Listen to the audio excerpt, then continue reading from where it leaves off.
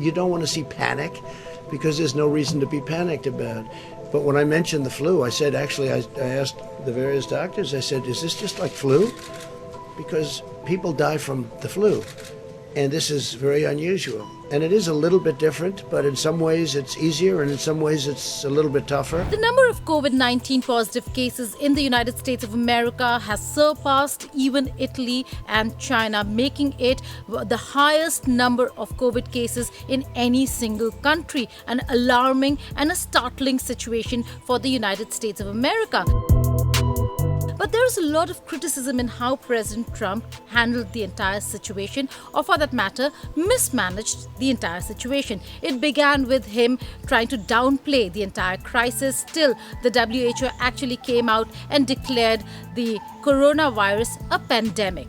It was on the 21st of January that the first positive case tested in the United States of America, but it took almost 2 weeks for the flight operations to really shut down, and more than that, for some stringent measures to be put in place by the United States of America and the US administration. Trump has come under heavy criticism from various quarters in not really taking the kind of steps that needed to be taken. Even now, there are many cases where strong steps have not been taken by the US president. The downplaying is also in terms of numbers. Now, there are estimates that the numbers could go up to 2 million, and is the reason why President Trump now has come out and said that he would be a happy man if the death toll is contained between 1 lakh or 2.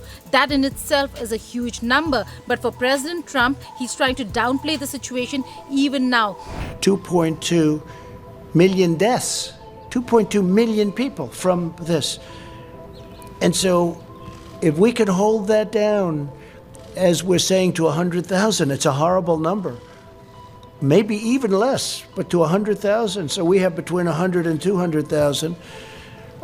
We all together have done a very good job. Even after having regular briefings after the situation got out of hand and the COVID-19 was declared a pandemic, even after that, and despite that, he's come out and not only downplayed the situation, but also has now declared that he's hoping to celebrate Easter, which is just around the corner. I'm also hopeful to have Americans working again by that Easter, that beautiful Easter day.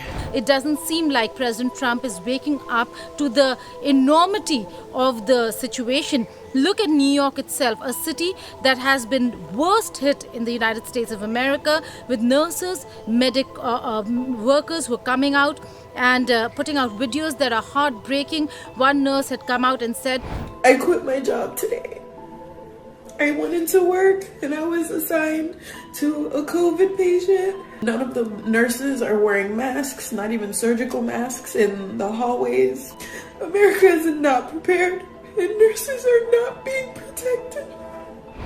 That she just quit her job because most of the medical workers in New York are not being provided protective gears. Masks are not available in the US. That's how dire the situation is within that country. Having said that, between the United States of America and China, there is a lot of blame game that is underway. And in that, what we are looking at is the Chinese try to pin the blame on America in terms of the origin of the virus. America in return started calling it the Chinese virus.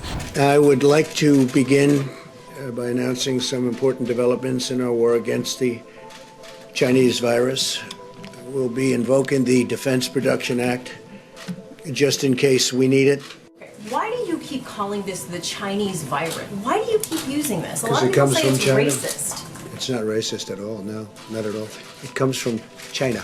And it all ended with a phone call between President Trump and President Xi Jinping. While that matter has settled, it seems like in the larger picture and larger context of things, there's a lot that US will have to look into and do, not just in being truthful to the entire issue and the crisis, but also ensuring that proper gears are provided in time so that the death toll is contained and the pandemic is under control.